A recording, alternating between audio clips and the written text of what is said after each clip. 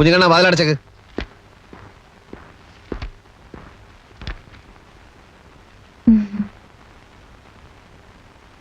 കോർട്ടിൽ പോകാൻ ഒരുങ്ങണം തോന്നിയതുകൊണ്ട് ബെല്ലടിച്ചില്ല. കുട്ടിയുടെ ആരാധനാപാത്രം ജയിലിലാണെന്ന് അറിഞ്ഞ സ്ഥിതിക്ക് ഇവിടെ ആ വലിയ മനുഷ്യൻ വേറൊരാളിന്റെ ആരാധകനാണെന്ന് എനിക്ക് മനസ്സിലായി. എനിക്ക് മനസ്സിലായില്ല. അദ്ദേഹത്തിന് എഴുതാൻ ശരിക്കും ഇൻസ്പിറേഷൻ കൊടുത്തത് താങ്കളാണത്രേ. ശരിക്കും പറഞ്ഞാൽ തീം പോലും സാറാണത്രേ പറഞ്ഞു കൊടുത്തത്. നരേന്ദ്രൻ അങ്ങനെ പറഞ്ഞു? സത്യമായിട്ടും പറഞ്ഞു. അതൊന്നും ആരും അറിയരുതെന്ന് ഞാൻ അയാളോട് പറഞ്ഞിരുന്നു. സാറിനെ പറ്റി പറയുമ്പോ അദ്ദേഹത്തിന് 1000 നാക്കാണ്. ഇത്രയും ചെറുപ്പത്തിൽ ഇത്രയും സക്സസ് ആയി വേറൊരു അഡ്വക്കേറ്റ് ഉണ്ടാവില്ലെന്നും പറഞ്ഞു. അത് സത്യമാണെന്ന് പുറത്തൊക്കെ ഞാൻ അന്വേഷിച്ച് മനസ്സിലാക്കുകയും ചെയ്തു. അത് പിന്നെ ഈ സീനിയർ അഡ്വക്കേറ്റ്സ് പോലും സംശയ നിവൃത്തി വരുത്തുന്നത് എന്നോട് ചോദിച്ചിട്ടാണ്. ഓർമ്മശക്തിയിൽ ഞാനൊരു കമ്പ്യൂട്ടറാണെന്ന് എന്റെ അച്ഛൻ പോലും പറയുന്നത്. അതിശയോക്തിയാവാൻ വഴിയില്ല സർ. കുട്ടി മാരീഡാണ്? അല്ല സർ, മിസ്റ്റർ നരേന്ദ്രന് പരോൾ കിട്ടും. പക്ഷെ താങ്കളല്ലാതെ മറ്റാര് നിർബന്ധിച്ചാലും അദ്ദേഹം പരോളിലിറങ്ങാൻ കൂട്ടാക്കുമെന്ന് തോന്നുന്നില്ല. ഇല്ല. സാർ ഒന്ന് നിർബന്ധിക്കണം. അദ്ദേഹത്തെ പറ്റി കൂടുതൽ അറിയാൻ വായനക്കാരും സാഹിത്യരംഗത്തുള്ളവരും ആകാംക്ഷയോടെ കാത്തിരിക്കുകയാണ്. ഞാനടക്കമുള്ള സകലരും സാറിനോട് എന്നെന്നും കടപ്പെട്ടിരിക്കും. കടപ്പാടുകൾ പലപ്പോഴും ഒരു ഭാരമാണ് കുട്ടി. അയാൾക്ക് ഇറങ്ങാൻ താല്പര്യമുണ്ടായിരിക്കില്ല. എങ്കിലും കുട്ടി വന്ന് പറഞ്ഞ സ്ഥിതിക്ക് ഞാൻ അയാളെ കാണാം, നിർബന്ധിക്കാം. എൻ്റെ എല്ലാ കഴിവുകളും ഉപയോഗിച്ച് ഞാൻ അയാളെ പുറത്തിറക്കാം. അങ്ങനെ നിങ്ങളുടെ രണ്ടുപേരുടെയും ആഗ്രഹങ്ങളെ മാനിച്ചുകൊണ്ട് ബെൻ നരേന്ദ്രൻ ഇതാ പരോളിൽ പുറത്തിറങ്ങിയിരിക്കുന്നു. 28 ദിവസം അറ്റ് യുവർ ഡിസ്പോസൽ. ഭഗവാനെ, ഗുരുവായൂരപ്പാ. കുഞ്ഞിക്കണ്ണ, പുതിയതായിട്ട് ആരാ മേലെ താമസിക്കാൻ വന്നിരിക്കുന്നത്? കുട്ടികൾ പറഞ്ഞല്ലോ. അല്ല, ഇവിടെ ഇരുമ്പുകൊണ്ടുള്ള സാധനങ്ങളൊക്കെ എവിടെയാ വെച്ചിരിക്കണേ? കത്തി, കൊടുവാള്, കട്ടപ്പാരൊക്കെ എന്തേ? അല്ല, ഒക്കെ വളരെ ഭദ്രമായിട്ട് അളമാറിലോ മറ്റോ വെച്ച് പൂട്ടണം. ഒന്നും മുറ്റത്തും പുറത്തും കണ്ടുപോകരുത്. തന്നെയല്ല, കുട്ടികൾ ഇനി മേലോട്ട് വിടണ്ട. താൻ എന്തൊക്കെയാ ഈ പറയുന്നത്? ഞാൻ പറയുന്ന അനുസരിക്കാനല്ലേ, സൂക്ഷിച്ചാ ദുഃഖിക്കണ്ട. തെളിയിച്ചു പറയടോ. തെളിച്ചു വരാൻ വിരോധം ഉണ്ടായിട്ടല്ല, ഞെട്ടരുത്. ഞാൻ എന്തിനാ ഞെട്ടണത്? താൻ പറയടോ. വക്കീലിന്റെ കൂടെ താമസിക്കാൻ വന്നോനെ ചില്ലറക്കാരനല്ല, ജയിലിൽ നിന്ന് ലീവ് എടുത്ത് വന്നോനാ, കൊലപ്പുള്ളി. എന്റെ അമ്മേ. എന്താ മുത്തശ്ശി, കൊലപ്പുള്ളി എന്ന് പറഞ്ഞാൽ കയ്യിൽ തോക്കുണ്ടാവോ? കൈ തോക്കും കാണും, കടാരും കാണും, പക്ഷെ ഒന്നും പുറത്തെടുക്കൂല്ലോ. ഇപ്പൊ ഇറങ്ങണ, എല്ലാവരും ഇപ്പൊ ഇറങ്ങണെന്ന്. ഞാൻ എന്തായാലും ഇറങ്ങാൻ തീരുമാനിച്ചിരിക്കാം. വിളിക്കണോ തന്റെ വക്കീലിനെ? പപ്പനാഭൻ ദുബായി കിടന്നുണ്ടാക്കിയ കാശ് കൊണ്ട് കെട്ടി വീടാ ഇത്. കണ്ട കൊലപ്പുള്ളികൾക്ക് വാടകയ്ക്ക് കൊടുക്കാനുള്ളതല്ല. അല്ലാന്ന് എനിക്കറിഞ്ഞൂടെ? ആ കൊലപാതകയെ ചവിട്ടി പുറത്താക്കടോ. ഒന്ന് പതുക്കെ പറ. എനിക്കൊരുത്തിരി പേടിയില്ലടോ. ഇറങ്ങി വരാൻ പറ. എന്നാ മുത്തച്ഛൻ എന്ന് പറ. ആഹാ, എടോ വക്കീലേ, വക്കീലേ, ഇറങ്ങി വാടക വിട്. അണ്ട കള്ളനെയും കൊലപാതകിനെ എന്റെ വീട്ടിൽ താമസിപ്പിക്കാൻ ഞാൻ സമ്മതിക്കില്ല. എന്റെ സ്വഭാവം നിനക്കറിയില്ല. ആ വക്കീല് കുളിക്കുക. ഇവിടെ എന്താ ഒരു ബഹളം? ബഹളോ? ആ എന്ത് ബഹളം? മുത്തശ്ശി ബഹളം വെച്ചതിനെ പറ്റിയാ? ഞാനാ? ആ കുഞ്ഞിക്കണ്ണൻ പറയായിരുന്നേ, മേലെ വന്നിരിക്കുന്ന ആള് കുറച്ച് പെശ കാണുന്നു. മുത്തശ്ശി താൻ പറഞ്ഞൂടോ. അപ്പൊ ഞാൻ പറഞ്ഞേ, മനുഷ്യരില് നല്ലതും ചീത്തയില്ലാന്ന്. മോനെ കണ്ട എന്റെ പപ്പനാവിന്റെ അതേ ചായ. എന്തെങ്കിലും ആവശ്യം ഉണ്ടെങ്കിൽ മുത്തശ്ശിയോട് ചോദിക്കണട്ടാ, മറക്കല്ലേ. തള്ളേ, കാല് വാരരുത്. എന്നെ കൊലക്ക് കൊടുക്കാനല്ലേ നിങ്ങളെ പരിപാടി? കുഞ്ഞിക്കണ്ണ, വിശ്വാസം തന്നെ ചെയ്യരുതേ. അയാൾ നമ്മളെ കൊല്ലോ മുത്തശ്ശി? അറം പറ്റുന്ന വർത്താനം പറയാണ്ട് കേറി പൊടിയാത്ത് പൊടി. കുഞ്ഞിക്കണ്ണ പൊട്ടിച്ചോ? ഇല്ല, അത് സ്റ്റീലാ. നരേന്ദ്ര സാറിനോട് വന്ന് കിടന്നോളാൻ പറ. അതിപ്പം സമയാവുമ്പോ മൂപ്പര് വന്ന് കിടന്നോളൂലേ? ചെന്ന് വിളിക്കണോ?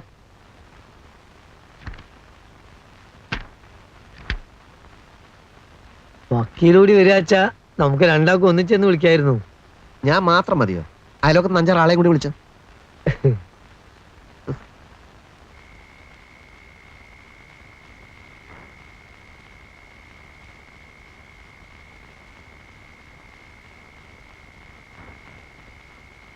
അകത്ത് വന്ന് കിടന്നോളാൻ പറഞ്ഞു. ഞാനല്ല, മൂപ്പരാ പറഞ്ഞേ. കുറച്ച് കഴിയട്ടെ. മതി മതി മതി. എന്താ ഉറക്കം വരുന്നില്ലേ? ഇല്ല. അകത്ത് നല്ല ചൂടാ. ഇവിടെ കുറച്ച് കാറ്റെങ്കിലും ഉണ്ട്. ഒരു AC ഫിറ്റ് ചെയ്യണം. ഫിറ്റ് ചെയ്യാം, കേസുകളൊക്കെ ഉണ്ട്. വക്കീല് നമ്മുടെ ജനുവിന്റെ വീട്ടിൽ പോകാറുണ്ടോ? ഞാനെന്തിനാ അവിടെ പോകുന്നത്?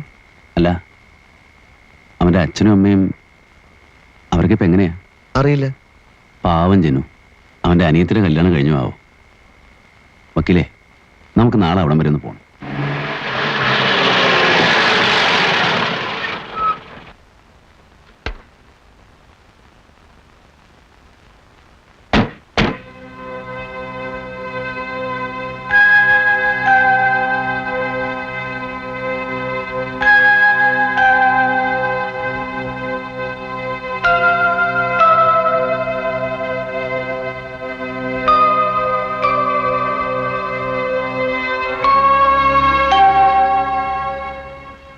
ആരുമില്ലേ ഇവിടെ?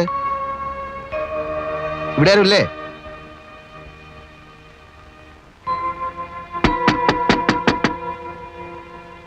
ആരാ? ജനുവിന്റെ അച്ഛനാ. ഓ,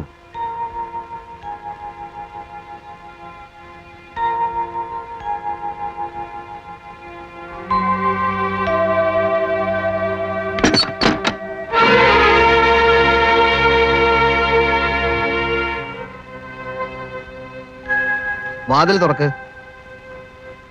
വാതിൽ തുറക്കാൻ. ഞാൻ ജനുവിന്റെ ഒരു സുഹൃത്താണ്, നിങ്ങളെ ഉപദ്രവിക്കാനൊന്നും വന്നതല്ല.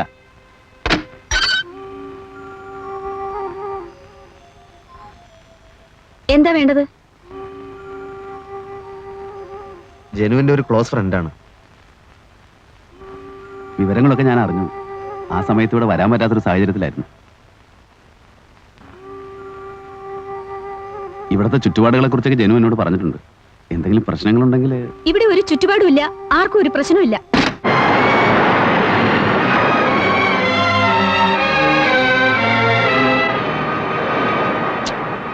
പോകണ്ടായിരുന്നു. അവർക്ക് നമ്മളോട് എന്തോ വെറുപ്പുള്ളതുപോലെ. അവരുടെ അവസ്ഥ അതല്ലേ. ജനുവിന്റെ മരണം അന്വേഷിച്ചെത്തുന്ന ആദ്യത്തെ ആൾക്കാരൊന്നും അല്ലല്ലോ നമ്മൾ. അവർ മറക്കാൻ ശ്രമിക്കുന്ന കാര്യം ഓർമ്മിപ്പിക്കാൻ എത്തിയവരോടുള്ള മടുപ്പായിരിക്കാം നമ്മളോട് കാണിച്ചത്. എന്നാലും ഇങ്ങനെയൊന്നുമല്ല ഞാൻ വിചാരിച്ചത്. അവരൊരു വല്ലാത്ത സ്ഥിതിയിലായിരിക്കണം. അന്ന് ജനു മരിച്ച അവസരത്തിൽ അതൊരു ആത്മഹത്യയല്ല, ആരോ കൊന്ന ശേഷം റെയിൽവേ ട്രാക്കിൽ കൊണ്ടിട്ടതാണെന്നും പറഞ്ഞ് അവർ പോലീസിൽ പരാതി കൊടുത്തിരുന്നു. പിറ്റേന്ന് തന്നെ അത് പിൻവലിക്കുകയും ചെയ്തു. കൊന്ന ശേഷവും? അതെങ്ങനെ? അതല്ലേ ഞാൻ പറഞ്ഞത്, അവരാകെ കൺഫ്യൂഷനിലാണെന്ന്. ഏതോ ഒരു പത്രത്തിൽ അന്നങ്ങനെ ഒരു ന്യൂസ് വന്നിരുന്നു. പിന്നെ അതേപ്പറ്റിയൊന്നും കേട്ടില്ല. റെയിൽവേ ട്രാക്കിലാവുമ്പോ ഇല്ല, അത് ആത്മഹത്യ തന്നെ ആയിരിക്കും. അതെ, ഞാൻ പറഞ്ഞത് അവരുടെ ഒരു മാനസികാവസ്ഥയെ പറ്റിയാണ്.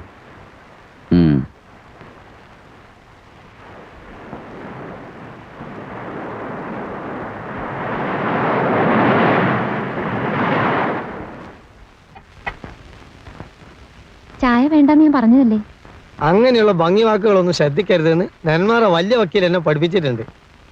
ഞാനിവിടുത്തെ വേലക്കാരനൊന്നല്ല, അങ്ങനെ തെറ്റിദ്ധരിക്കണ്ട. അടുത്ത ബന്ധുവാ. സദാനന്ദനെ നിയന്ത്രിക്കാനാ ഞാനിവിടെ നിൽക്കുന്നത്. ഏത് സദാനന്ദൻ? PS നെന്മാറ, ചെറിയ വക്കീല്. അവൻ എന്നെ ഭയങ്കര പേടിയാ. എന്നോട് ചോദിക്കാതെ ഈ പടി അടക്കൂല. ഇപ്പൊ എവിടേക്കാ പടികടന്ന് പോയത്? ഇപ്പൊ പടിയടന്ന് പോയത് സ്ഥലം ഞാൻ ചോദിച്ചില്ല. ആ കൊലപ്പുള്ളിയായിട്ടുള്ള എല്ലാ ഇടപാടും ഞാൻ നിർത്തും. കേസ് ബാധിക്കേ, ജയിക്കേ, തോക്കേ, എന്ത് വേണമെങ്കിലും ആയിക്കോട്ടെ. ഒരു കൊലപ്പുള്ളിയിൽ എങ്ങനെ കൂടെ കൊണ്ടെടുക്കാന്ന് പറഞ്ഞാൽ? അയാൾ അവാർഡ് വാങ്ങിച്ചൊരു സാഹിത്യകാരനാ. എന്താ അവാർഡ്? ഒരു കൊലപ്പുള്ളി എപ്പോഴും കൊലപ്പുള്ളി തന്നെ. അപ്പൊ പറഞ്ഞു മനസ്സിലായില്ലേ, പുള്ളിയുള്ള കൊല പഴുപ്പിക്കാൻ പറ്റില്ല. ഞാൻ ഈ പുള്ളി കൊല മറ്റേ കാത്തിരിക്കാൻ തുടങ്ങിയിട്ട് നേരത്രയായി. ഇരുന്നിരുന്ന് അഭിമുഖത്തിനുള്ള മൂഡ് പോയി. മൂഡ് എനിക്കും ഇല്ല. മൂടില്ലാത്ത രണ്ടുപേരും സംസാരിച്ചാൽ നല്ല മൂടായിരിക്കും. അതാണ് അതിന്റെ സയൻസ്. അല്ലേലും സംസാരിച്ചേ ഒക്കൂ. എനിക്ക് ഒരുപാട് കാര്യങ്ങൾ അറിയാനുണ്ട്. എനിക്കൊന്നും പറയാനില്ല. ഒരു വെറും ജേർണലിസ്റ്റ് ആയിട്ട് എന്നെ കാണരുത്. ഒരു ആസ്വാദകയുടെ ആകാംക്ഷ. ഇനിയും അത് അടക്കി വെക്കാൻ എന്നെ കൊണ്ട് സാധിക്കില്ല. എന്താണ് അറിയേണ്ടത്? ഞാനെന്ന വ്യക്തിയെക്കുറിച്ചോ? അതൊക്കെ കോടതി കടലാസിലുണ്ടല്ലോ. അതിലൊന്നും എനിക്ക് താല്പര്യമില്ല. പിന്നെ എൻ്റെ അനുഭവങ്ങളോ? ഒരു കണക്കിന് പറഞ്ഞാൽ ആ പുസ്തകത്തിലെ വരികളിലെല്ലാം അതുണ്ട്. അറിയാം. പക്ഷേ വരികൾക്കിടയിലെ പറയാത്ത വാക്കുകളുടെ പൊരുൾ അറിയാനാണ് ഞാൻ ആഗ്രഹിക്കുന്നത്. സംസാരിക്കുക. ഞാനൊന്ന് കുളിക്കുകയും ചെയ്യാം, ലഞ്ചിന്റെ മെനു റെഡിയാക്കുകയും ചെയ്യാം.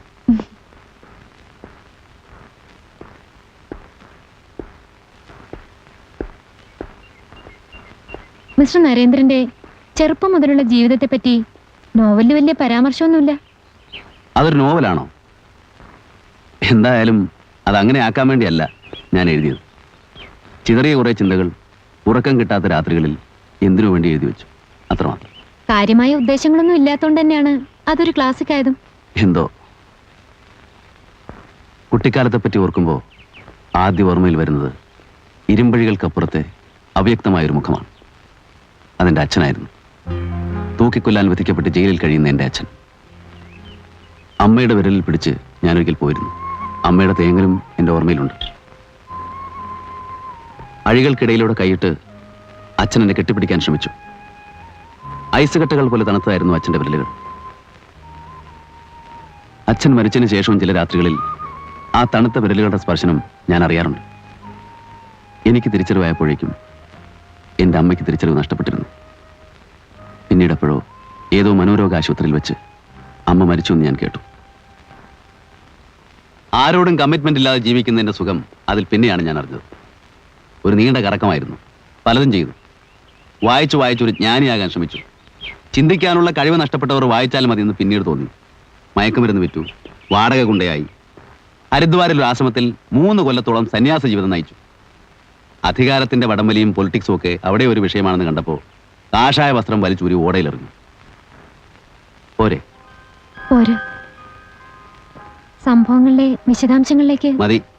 അങ്ങനെയല്ല. കുറെ ചോദ്യങ്ങളും കുറെ ഉത്തരങ്ങളും അല്ല എന്റെ ഉദ്ദേശം. താങ്കളുടെ ക്യാരക്ടറൈസേഷന്റെ പ്രത്യേകതകളും നോവലിലെ സംഭവങ്ങളും വെച്ചുകൊണ്ടുള്ള ഒരു സ്റ്റഡിയാണ്. ആയിക്കോളൂ. അതിനിനിയും പലതും അറിയണം. ഇപ്പൊ വേണ്ട, ഞാൻ നാളെ വരാം. വേണ്ട. അയ്യോ, അങ്ങനെ പറയരുത്. ഞാൻ വരും. വേണ്ടെന്നല്ലേ പറഞ്ഞത്? ശല്യപ്പെടുത്തില്ല. ഇപ്പൊ പോന്നു. പക്ഷെ നാളെ എന്തായാലും വരും.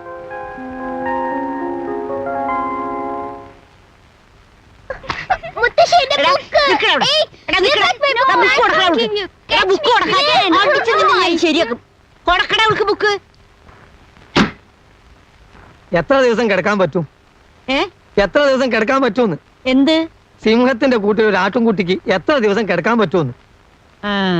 കടിക്കോ കൊല്ലോന്ന് അറിഞ്ഞൂടാ. എന്നാൽ ഏത് നിമിഷത്തിലും കടിക്കും ചെയ്യാം, കൊല്ലും ചെയ്യാം. മരിക്കാതെ മരിച്ചോണ്ടിരിക്കുകയാണ് മുത്തശ്ശി ഞാൻ. ഇതാ താക്കോൽ അവര് വന്നാ കൊടുത്തേക്ക്. കുഞ്ഞിക്കണ്ണൻ പോവുക. നീ പറയുന്നത് ഒന്നും എനിക്ക് മനസ്സിലാവുന്നില്ലല്ലോ കുഞ്ഞിക്കണ്ണ. ഞാൻ കൊലപ്പുള്ളി എന്ന് വിളിച്ചത് ആ പുള്ളി കേട്ടു. അത് ഞാൻ പുള്ളിക്കൊലാനാക്കി മാറ്റാൻ ശ്രമിച്ചു. ഏറ്റില്ല. ഉച്ചക്ക് ഊണ് വിളമ്പിക്കൊണ്ടിരിക്കുമ്പോ പ്ലേറ്റിൽ നിന്ന് കണ്ണെടുത്ത് എന്നെ അടിയും കൂടി ഒരു നോട്ടം. സത്യം പറഞ്ഞാൽ ഞാൻ ദഹിച്ചു പോയി മുത്തശ്ശി. എന്നിട്ടൊന്നുമില്ല, ഞാൻ പോവാ. എനിക്ക് ഇവിടുത്തെ കാര്യങ്ങൾ വലിയ വക്കീലിനോട് ചെന്ന് പറയണം. ഞാനാണോ വലുത് അല്ല കൊലപ്പുള്ളിയാണോ വലുതെന്ന് അങ്ങോട്ട് തീരുമാനിക്കട്ടെ. നീ പോയ എനിക്ക് ധൈര്യത്തിന് ആരുമില്ലല്ലോ കുഞ്ഞിക്കണ്ണ. എനിക്കതൊന്നും നോക്കേണ്ട കാര്യമല്ല. എനിക്ക് തൽക്കാലം എന്റെ ജീവനാ വലുത്.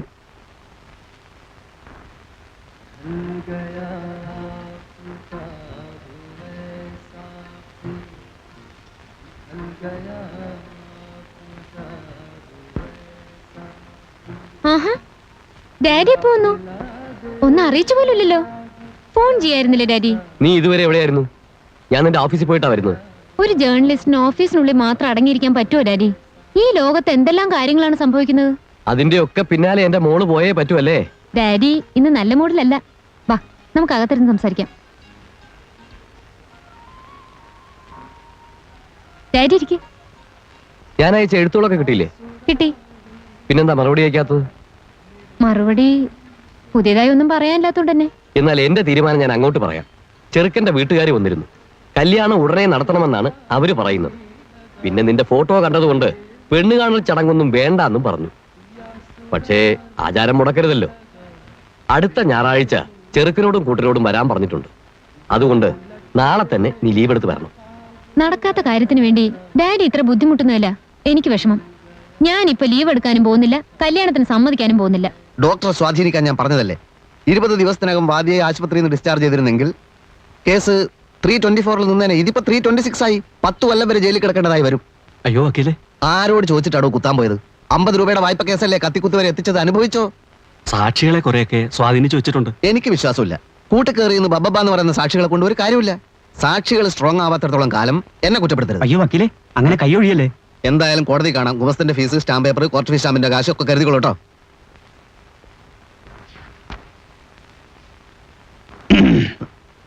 ഇതെവിടേക്കാണ്? തനിച്ചിവിടെ ഇരുന്നിട്ട് എന്ത് ചെയ്യാനാ? ഞാനും വരുന്ന വക്കീലിനോട്. എവിടേക്ക്? വക്കീൽ എവിടേക്കാണോ അവിടേക്ക്. ഞാൻ കോടതിയിലേക്കാ. ആയിക്കോട്ടെ. ഞാനവിടെ ഭയങ്കര ബിസി ആയിരിക്കും. ബിസി ആയിക്കോന്നേ. പരോള് കഴിയുന്നതിന് മുമ്പ് നല്ല 2 നോവൽ എഴുതി ഫിനിഷ് ചെയ്യും. ഇവിടെ ഇരുന്നോ. ഹേയ്, ഇവിടെ ഇരുന്നാ പെൺകുട്ടി കയറി വരും. പിന്നെ താല്പര്യമില്ലാത്ത കാര്യങ്ങളെ കുറിച്ച് സംസാരിക്കേണ്ടി വരും. സംസാരിച്ചോ.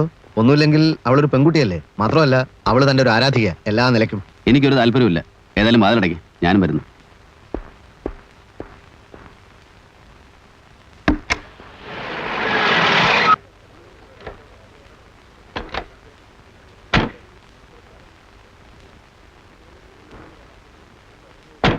അപ്പൊ എന്താ തന്റെ പരിപാടി? വക്കീലിന്റെ ജോലികൾ നോക്കിയോ, ഞാനിവിടെയൊക്കെ തന്നെ ഉണ്ടാവും. നെല്ലായി കത്തിക്കുത്ത് കേസിന്റെ ക്രോസ് വിസ്താരാണ്. കഴിയുമ്പോൾ ഒരു വഴിയാവും. കാറിന്റെ അടുത്ത് കാണാനല്ലേ ഞാനങ്ങ് പോകും. വക്കീല് ചെല്ലേ, വിസ്താരം തുടങ്ങുമ്പോൾ ഞാനും വരാം, എനിക്കും കേൾക്കണം. Good morning sir. ആ ഉത്തമം വന്നില്ലേ? വന്നു, സാറിനോട് വെയിറ്റ് ചെയ്യും ഇവിടെ. ആ കടലാസൊക്കെ എടുത്തു വെച്ചില്ലേ? എല്ലാം എടുത്തു വെച്ചാണ് സർ. വക്കീലെ ഞാൻ പറയുന്ന ഒന്ന് കേക്ക് വക്കീലെ. അനന്ത, ഇനി അവധിക്ക് വെക്കുന്ന പ്രശ്നമില്ല. എടോ, കേസ് നടത്തുമ്പോൾ വൃത്തി വേണം. എനിക്ക് സ്ഥിരമായിട്ട് ഇതായിരുന്നല്ലോ പണി. അവിടെ വെയിറ്റ് ചെയ്യടോ, ഞാൻ വിളിക്കാം. വക്കാലത്ത് ഏറ്റെടുക്കാനും കാശ് വാങ്ങിക്കാനൊക്കെ എന്തൊരു പല്ലിളിച്ചാട്ടിലായിരുന്നു. ആത്മാർത്ഥയില്ലാത്ത ഇയാളെ പിന്നാലെ നടക്കുന്നതിൽ ഭേദം ജയിലിൽ കിടക്കുന്ന.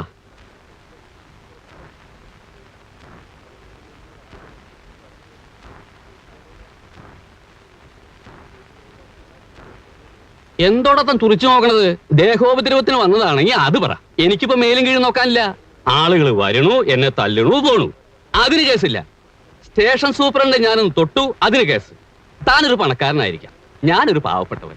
നമ്മൾ ഒരേ കുറ്റം ചെയ്താലും കേസിന്റെ പോക്ക് രണ്ടു വഴിക്കായിരിക്കും. എന്താ കേസ്? അപ്പൊ തനിക്കെന്നെ അറിയില്ലേ? സസ്പെൻഷന് ശേഷം ഇക്കണ്ട കാലൊക്കെ ഞാൻ ഈ കോടതി വരാന്തേ തന്നെയല്ലടോ. ആകെ ഉണ്ടായിരുന്ന പശുവിനെ വിറ്റു, ആകെ ഉണ്ടായിരുന്ന വരിക്കപ്ലാവ് വിറ്റു. ഇനി ആകെ ഉള്ളത് ഞാൻ മാത്രം. എന്നെ കൊണ്ട് വയ്യേ. എന്ത് കുറ്റാണ് ഞാൻ ചെയ്തത്? ഡ്യൂട്ടി കഴിഞ്ഞ് ക്വാർട്ടേഴ്സിലേക്ക് പോരുമ്പോ 2-3 ആളുകൾ കൂടി ഒരു ശവം ട്രാക്കിൽ കൊണ്ടിരുന്ന് കണ്ടു. ഞാൻ ഒരു ശുദ്ധനായതുകൊണ്ട് ഒന്നും ആലോചിക്കാതെ ആ വിവരം പോലീസ് എന്ന് പറഞ്ഞു. പിറ്റേന്ന് രാത്രി എന്റെ ക്വാർട്ടേഴ്സിലേക്ക് 4-5 ആൾക്കാർ കയറി വന്നിട്ട്, നീ പോലീസ് എന്ന് വിവരം പറയുവല്ലടാ പട്ടി എന്ന് പറഞ്ഞ് 4 ഭാഗത്ത് നിന്ന് ഇടി. ഇടിയെന്ന് പറഞ്ഞാലോ, കിട്ടേണ്ടത് കിട്ടിയപ്പോ ഈ കാര്യം മനസ്സിലായി. ആരെങ്കിലും ഒരു ശവം റെയിൽവേ ട്രാക്കിൽ കൊണ്ടുവന്നിട്ടാൽ നമ്മൾ കാണരുത്, ഇനി കണ്ടാൽ തന്നെ പോലീസ് എന്ന് പറയരുത്. RK ചിറ്റ് ഫണ്ട് ജീവനക്കാരൻ ജനാർദ്ദന്റെ മരണം ആത്മഹത്യയോ കൊലപാതകമോ എന്ന് പത്രങ്ങൾ. അടി കിട്ടിയതിനു ശേഷം ഞാനൊന്നും മിണ്ടാൻ പോയില്ല. അല്ല, നമ്മൾ ഇതിനു മുമ്പ് കണ്ടിട്ടുണ്ടോ? ജനാർദ്ദനെ ആരാ ട്രാക്കിൽ കൊണ്ടിട്ടത്? ആരെങ്കിലും ആയിക്കോട്ടെ, നമുക്കെന്താ പ്രശ്നം? അതല്ല. ഒരു ദിവസം സൂപ്രണ്ടനെ വിളിപ്പിച്ചു. അനന്ത, നിന്നെ അന്വേഷണ വിധേയമായി സസ്പെൻഡ് ചെയ്തിരിക്കുന്നു എന്ന് മൂപ്പര്. എന്ത് അന്വേഷണമാണ് സാറേ എന്ന് ഞാൻ. നീ ഡ്യൂട്ടി സമയത്ത് മദ്യപിച്ചു എന്നൊരു കംപ്ലൈന്റ് ഉണ്ടെന്ന് മൂപ്പര്. വേറെ എന്തായാലും കുഴപ്പമില്ല, ഇതുവരെ മദ്യം കൈകൊണ്ട് തൊടാത്ത ആളാ ഞാൻ. ആരുടെ കംപ്ലൈന്റ് ആണ് സാറേ എന്ന് ഞാൻ. അത് നീ മേലധികാരികളോട് പോയി ചോദിക്കുന്നത് മൂപ്പര്. പെട്ടെന്നുള്ള ദേഷ്യം കൊണ്ട് സൂപ്രണ്ടിന്റെ മൂക്കടച്ച് ഒന്നാ വെച്ചു കൊടുത്തു. അതിനുശേഷം ഞാൻ ഇവിടെ തന്നെയാ. അടിപിടി കേസ്, കത്തിക്കുത്ത് കേസ്, ബലാത്സംഗ കേസ്, ഇനി എന്റെ തലയിൽ വെക്കാത്ത കേസൊന്നുമില്ല. ഞാൻ ഇത് വല്ലതും അറിഞ്ഞാണോ സാറേ? വക്കീലെ വക്കീലെ വക്കീലെ, ഞാൻ പറഞ്ഞു കേക്ക് വക്കീലെ.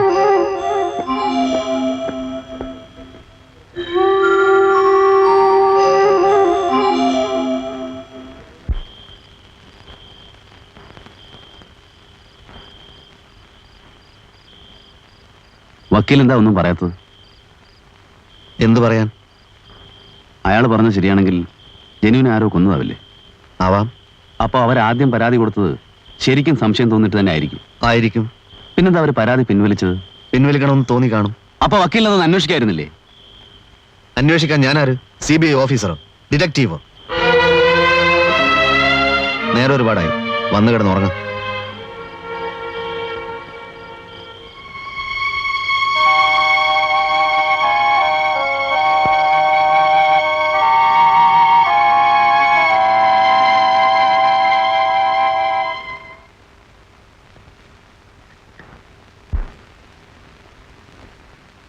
മോളെ, പിന്നെ ആരോ വരുന്നു. അച്ഛൻ എവിടെ നിന്ന് ചോദിച്ചാ ഇവിടെ ഇല്ലാന്ന് പറഞ്ഞേക്ക്.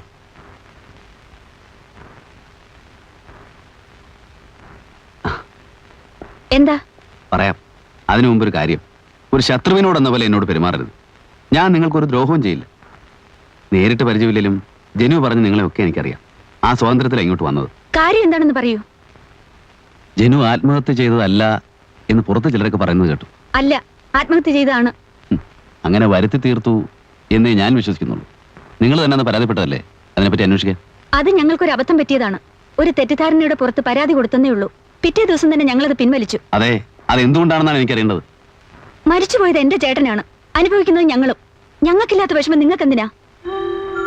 ഞങ്ങൾക്കാർക്കും ആ സംഭവത്തെക്കുറിച്ച് ഒരു പരാതിയില്ല. ഇനി ഈ കാര്യം പറഞ്ഞ് ഞങ്ങളെ ബുദ്ധിമുട്ടിപ്പിക്കരുത്.